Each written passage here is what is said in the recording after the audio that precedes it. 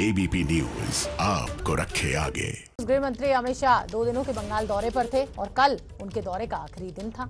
इस दिन को बीजेपी ने सुपर संडे बनाने की में अपनी पूरी ताकत झोंक दी। दीदी के गढ़ में बीजेपी का मेगा शो टीएमसी के लिए मुसीबतें खड़ी कर सकता है। हमारी रिपोर्ट देखिए।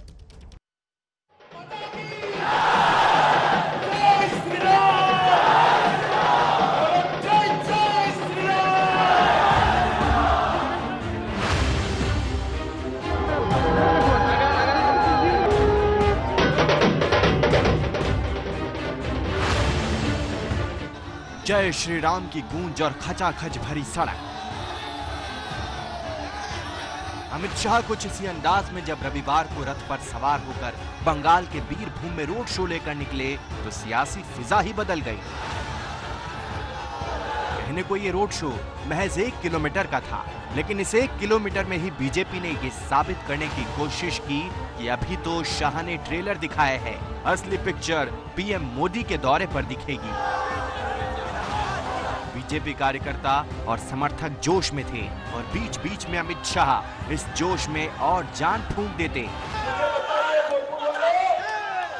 कमल के निशान पर बटन दबाओगे ना? ममता सरकार उखाड़ फेंकोगे ना?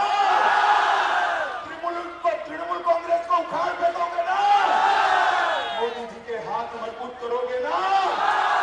तो मेरे साथ दोनों हाथ उठाइए, विजय के विश्वास की मुट्ठी पीछे और प्रचंड आवाज से बोलिए, भारत माता की, भारत माता की, भारत माता की।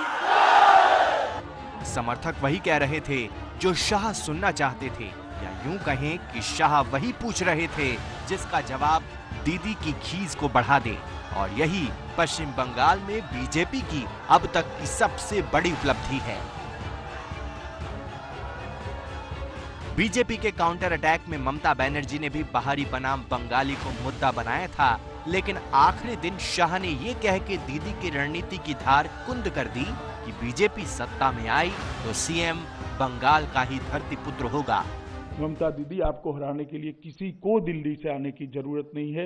आपके सामने भी बंगाल का धरती पुत्र खड़ा रहेगा, आपके सामने ही भी बंगाल का ही आदमी लड़ेगा और आने वाला मुख्यमंत्री भी बंगाल की मिट्टी का ही मुख्यमंत्री हम बंगाल को देने जा रहे हैं। बंगाल में बीजेपी कई महीनों से सक्रिय है, लेकिन जेपी नड्डा के काफिले पर हमले के बाद आक्रामक हो गई है। आखिरी दिन शाह ने ये मुद्दा एक बार फिर से उठाया। भारतीय जनता पार्टी के अध्यक्ष पर यह हमला केवल भारतीय जनता पार्टी के अध्यक्ष पर हमला नहीं है, बंगाल के अंदर लोकतंत्र की जो व्यवस्था है उस पर हमला है और इसकी संपूर्ण जिम्मेदारी तृणमूल कांग्रेस की सरकार की है, तृणमूल कांग्रेस के कार्यकर्ताओं की है।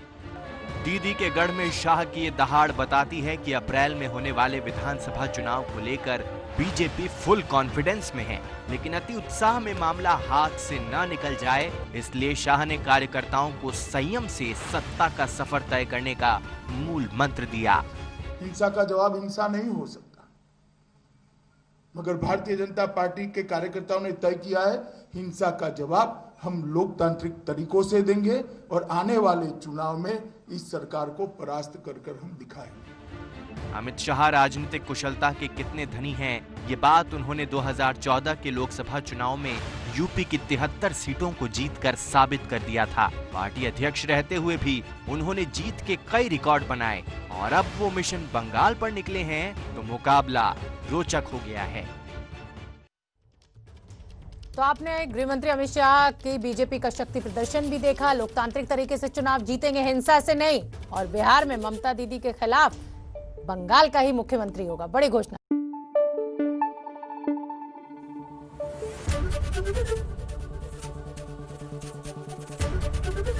एबीपी न्यूज आपको रखे आगे।